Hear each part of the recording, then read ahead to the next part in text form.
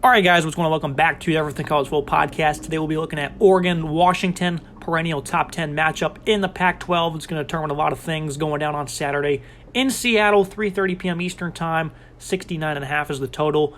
Huskies favored by 3. This one will be on ABC. Looking at the Oregon offense, it's been a complete unit so far for the Ducks. They're completing passes at an elite clip, that being Bo Nix, 80.4%, 81% as a team if you want to round up there, and some of those other guys throwing balls. 1,459 yards, 15 touchdowns, 1 pick against Colorado on an underthrown ball. And Nix has been phenomenal this year, but one thing they've not been doing is they're utilizing his legs in, a different capacity. They don't need to, so they're not going to be running him into the dirt like they did last year, where he ended up being unhealthy in this game, where he ended up getting hurt, and towards the back end of the season, they just could not do anything really on offense in terms of utilizing the QB run. So they're keeping him healthy. I think games like this, that's where you're going to see him get unveiled on the ground. 9 carries, 46 yards against Texas Tech. That was a big game there. They won by 8 points. That's the most by far in those two categories. So Bo Nix, I'm looking to see him get involved a lot on the ground here for Oregon. And, of course, they have a loaded backfield. Bucky Irving's phenomenal in terms of yards after catch. Had a big game last season against the Huskies. 393 yards, 4 touchdowns, 7.8 yards per attempt.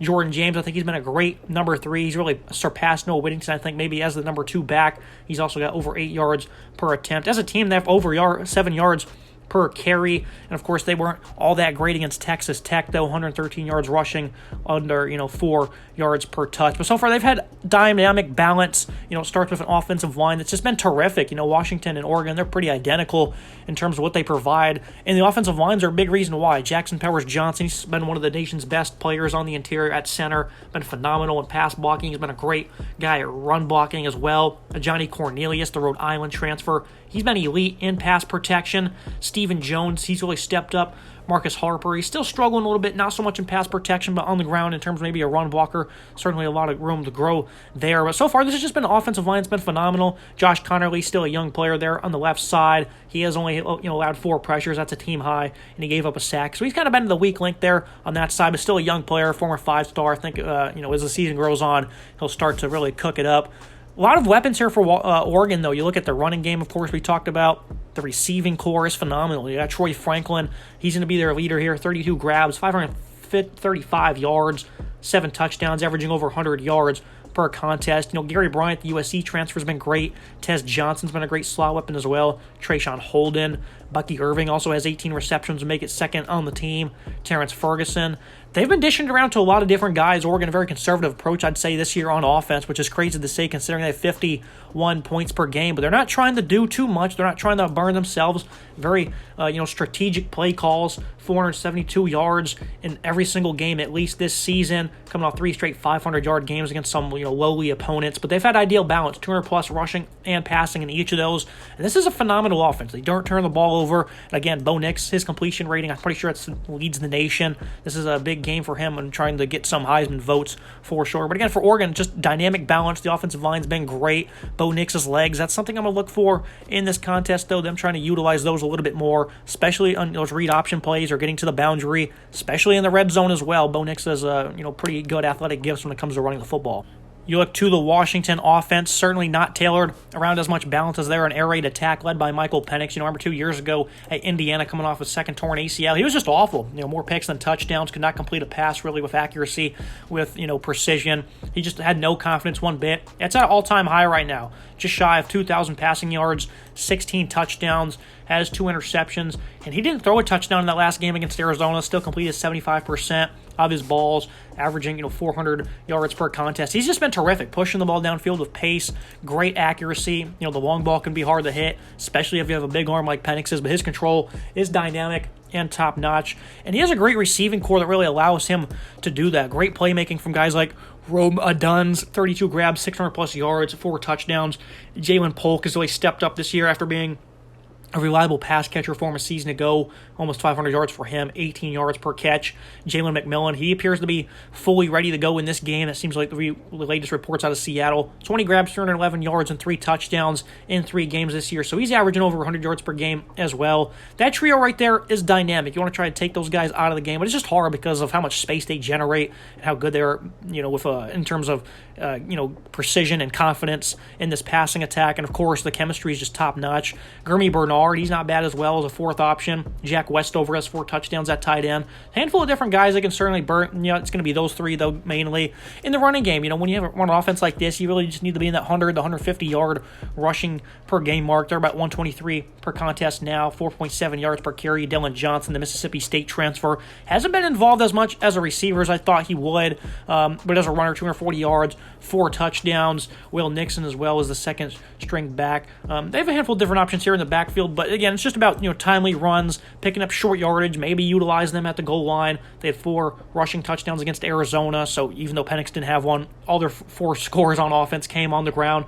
12 total touchdowns rushing for Washington. That's great. That's exactly what you want to see. Sometimes when the air raid offenses are brought to the table, numbers like rushing, nobody really cares. It's just about, again, timely runs, executing at the goal line, and short yardage. That's what you want to see with them, and that's what they provide. And the biggest thing with Washington is this offensive line is just as good as the Ducks. You look at 2 bookend tackles, Roger Rosengarten and then Troy Fatuna. They've been phenomenal at the left and right tackles. Roger Rosengarten, of course, can play some guard as well, but he's mainly been 2 guys playing tackle positions. The interior certainly a little bit less of an ideal unit, but Parker Brailsford, I think he's been great at center. Their starting center, Mateo Mali, was ruled out for the year a couple weeks ago, so he's been able to step up here. He can play anywhere on the interior, and he's been great for them at center. This is an offense that really has not struggled too much. 31 points, that's certainly not an ideal mark. Lowest on the year against Arizona, going on the road there. But they still won the game with ease, and they still put up a lot of yards. They put up 474 in that one, averaged over 7 yards per contest. 8.8 yards per play this season. They've been great at identifying matchups and just taking advantage of teams downfield. Again, Penix and these guys, they just have so much stress on your secondary, and if their run game can be quite complimentary like it has been this season, this is just a tough offense to slow down. You look at the Oregon defense unit, it's been pretty stellar this year. Gave up 30 to Texas Tech. They weren't all that great on the ground. The QB run, Tyler Shaw, he was really able to pick them apart, 174 in that game. They've allowed 90 or less over the last 3 against some pretty poor opponents. So this is going to be a big test for this run defense, just because those timely runs, like you said, looking at the goal line as well. I want to see if they can step up and certainly force this offense to be truly one-dimensional, which that's where they want to be anyways. This is certainly a unit you want to step up and see try to work this offensive line. Guys like Brandon Dorless, Jordan Birch, mainly off the edges pass rushers. Certainly guys on the interior like Casey Rogers, though, Popo Omai, Keon Ware-Hudson. There's some players I want to see continue to step up and be great for this D-line that's certainly trending in the right direction. Already have 18 sacks on the year in 5 games. They had 18 all of last season, so that Dan Lanning effect certainly starting to rub off a bit. Dorless, he's been a good player for them, though. Certainly need to see him start to light up the stat sheet a little bit more. He's plenty capable of doing that. Birch leads him with 3 sacks. Other than that, though, there's not been many proven commodities in terms of pass rushing. Mace Funo's a veteran. Hasn't really done much for them either. So I just want to see the pass rush really work off in this game. They're going against 2 great tackles, so that's going to be a phenomenal matchup to watch. I think Washington will probably have the edge there, though, just due to the lack of depth. And I think that's certainly been a concern with this defense, as they have, converted linebackers, or DBs rather, playing linebacker, like Jeffrey Bassa, Jamal Hill. And, they've been quite solid. I think Bassa's really starting to grow into his own. I believe this is his 2nd year at the position. So, he's been a good defender for them, playing a lot of snaps. Middle of this defense has a lot to focus on, though, in this one. But I think mainly you want to see them be ideal in coverage across the middle of the field. I mean, the biggest test will mainly be the secondary for the Ducks. They've been phenomenal downfield, and I don't think they've allowed a single passing play of over 40 yards this season. I think in terms of 30-plus passing yards, it's only like 3. That's one of the nation's highest marks. So this has been a great secondary this year. Tysheem Johnson coming over, he's been phenomenal. Kyrie Jackson from Alabama, who struggled with the Tide. Those 2 guys have been really good this season. Evan Williams as well. So this is a revamped unit. 3 transfers coming in here. Nico Reed, another transfer even. I mean, they've completely built this one out of the portal. Steve Stevens, one of the returners. He's another guy who's been phenomenal for them in the back end. So this is going to be a big test for the secondary. I think they're up for the challenge. This is a talented back end. They've been productive, but they've been able to make plays. Again, though, they've not played many tough tests. The matchup against Colorado was certainly an interesting one, but the D-line was just eating them apart. Texas Tech, they did have 282 yards passing, but they didn't generate many big passing plays. I mean, that's another air raid attack where they had a lot of plays, a lot of underneath stuff. I think for the most part, they passed the challenge, and they're pretty happy with how their defense performed in that game. But again, you're going to have to look for some pass rush against these tackles. Michael Penix with clean pockets. I mean, he just loves to take shots downfield, and they will eventually crack your secondary. But I think they're going to be very happy with what they have going into this game in terms of some of those talented transfers they have, really leading the back end for the Ducks. Dan Lanning, I think, is doing a pretty good job with this defense. But obviously, big games like this is where they're going to have to step up. 11.8 points per game allowed so far this season. 255 yards per contest allowed as well. But this is the biggest test they've seen all season outside of the Texas Tech Red Raiders, who they played on the road. Looking at the Washington defense, this is a unit for some reason really got, criticized after the Cal game. They're up 40 points, and then the defense started giving up yards and points with, second and third string guys in there, I think, for the most part. The pass rush has been disappointing, though, for Washington. They have plenty of capable guys. Braylon Trice, Zayon Tupua Fatu, he has 2 sacks. That's the team high. Voi Tufui, he's certainly a good player as well. I mean, they have nice edge assets. Only 6 sacks, though. That's 127th in college football. Certainly need to be better at creating negative plays, especially against Oregon. I mean, if they're going to live, in positive yard situations the whole game, it's going to be tough for the Huskies to win this contest. But the linebacking core is phenomenal. Carson Bruner, Idufan Uafashio, they've been phenomenal, especially in coverage for Washington. It's going to be big. This is a team in Oregon that certainly wants to get their speed moving, underneath, drag routes, curls. They want to make plays after the catch, compared to Washington, who's certainly going to look to stretch you out vertically. So these linebackers are going to be big in trying to slow down some of those intermediate pass plays. Also, keying in on Bo Nix, who, again, I think is going to run the ball a good bit in this contest. They're going to need to get more out of these guys in this pass rush, though. I mean, only a couple sacks on the year. It's just not going to cut it in this game. The run defense has been quite sound, though. They only gave up 4 touchdowns this year, 608 yards through 5 games.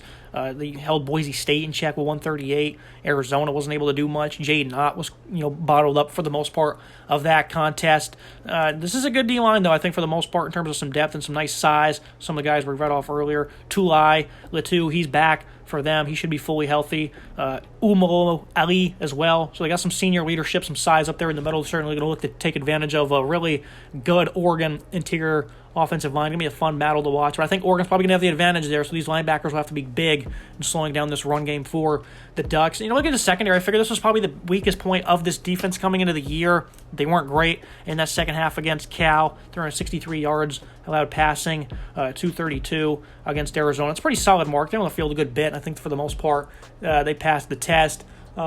This is an interesting unit, though. Asa Turner coming back from injury. Devon Banks, one of their lead corners. He was off to a phenomenal start through 2 games. Of course, he's out for the year, so you're going to have to see who steps up there. Jabbar Muhammad, of course, the transfer. I figured he'd do good. He has experience in the scheme over at Oklahoma State, and he's been a good player for them this year. Overall, though, this is going to be the biggest test for them all year. Cameron Verbuckelen at safety. Vincent Nunley. These are some guys they're going to really test and see what they got. Asa Turner, of course, he's the veteran coming back. He's going to be a big player. He's a great tackler, so getting him into the box to make some plays, certainly something they're going to look to do. Michelle Powell, he's having a pretty sound year. Dominique Hampton's the team leading tackler at safety. So much like Oregon, they got a different group than they had last season. A bunch of mixed and matched players, a couple of transfers, some returning veterans as well. This is a secondary, I think, is probably going to struggle more likely than not as they look to find some continuity going against a strong passing attack. But they have to be good exchanging things and passing off because, like I said, they want to look to attack you underneath.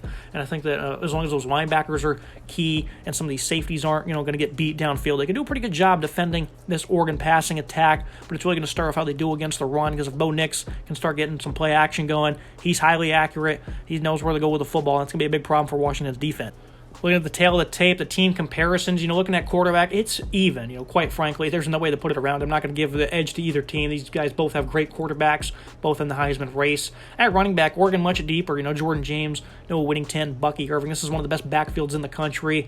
Wide receiver, Oregon's incredibly deep, and they do a good job of spreading the wealth. But I think Washington, those top 3 guys they have in Polk, McMillan, O'Dunn's certainly going to get the edge there.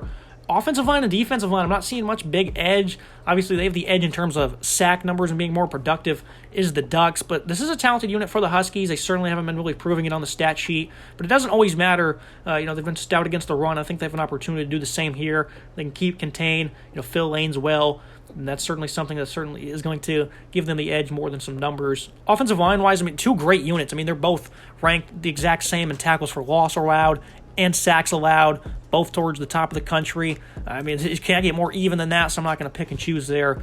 Even right there in the trenches, I think, for both these teams. Linebacker, Carson Bonner, Fascio, these guys are great. These converted DBs at linebacker for Oregon, I still think they're trying to find their footing. And there's some more depth at that position than Washington. That's pretty evident with what I just said about the Ducks as well. So I think that's an edge for them. And then the secondary, got to give it to Oregon. I think those transfers coming into their own very nicely. I think they have just some more talent in general. Tysheem Johnson, Evan Williams, some really good players. And Kyrie Jackson, who was not good for the Tides, having a big redemption season. Looking at the final thoughts in the prediction, keys to the game. Oregon, you got to showcase that good balance. Find some pass rush when it matters most. These second and third and longs. Key lean pockets for Michael Penix is the key for Washington because he just absolutely picks you apart when he doesn't have to worry about any pass rush. And you got to collapse that Ducks run game. I feel much better about Washington being one-dimensional than Oregon, even though Nix can certainly do his own things through the air. This is just where Washington wants to be in the air raid. Oregon, they love to thrive with their balance on their run game, led by Nix and those talented backs. I'm going to stick with the home team here, 45-41, taking the Huskies. I just think this is going to be another shootout like it was a season ago. A lot of yards, a lot of points. I just think Washington, they're going to be able to do a good job of, keeping clean pockets for Penix. He's going to be able to make some plays downfield. I think the Huskies, some of those talented players they have, that they've all battled injuries, unfortunately, so they've only been able to break out. I think some of those guys, though, are going to be the difference maker in this game. Guys like Braylon Trice, Fascio, Zion Tupuli as well. So I'm going to stick with Washington in this game. I think it's going to be a great one. Front runner for the playoff. And in the Pac-12, winner of this game, a lot of hype coming Washington's way, so it certainly will be a bit of a disappointment if they lost. Great football team they're about to face, though. This is going to be a phenomenal game. Should be a lot we learned, though, about both of these programs moving forward. Both of them still have to play USC as well, so a lot to be figured out here in Week 7. That's going to be it for today's episode, guys. Make sure you like, comment, subscribe. See you next time.